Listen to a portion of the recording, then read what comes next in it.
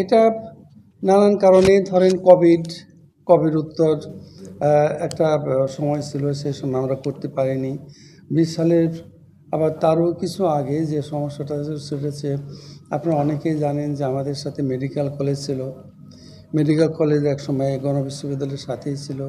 সেইখান থেকে সরকারের একটা ছিল যে কোনো প্রাইভেট বিশ্ববিদ্যালয়ের সাথে মেডিকেল কলেজ থাকতে পারবে না। এই সব নানান জটিলতার কারণেই আমাদের এই সমাবর্তনটি পিছিয়ে যায়। এখন মেডিকেল কলেজ আর আমাদের সাথে নেই। তো ওই সময় যারা, অর্থাৎ 18 সালের আগে যারা ছিল, তাদের সমাবর্তন আমাদের সাথেই সাথেই হচ্ছে।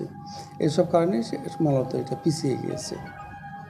এই সর্বশেষ কত বছর আগে সমাপন হয়েছে? এটা সম্ভবত 14 সালে, লাস্ট 14 সালে হয়েছে।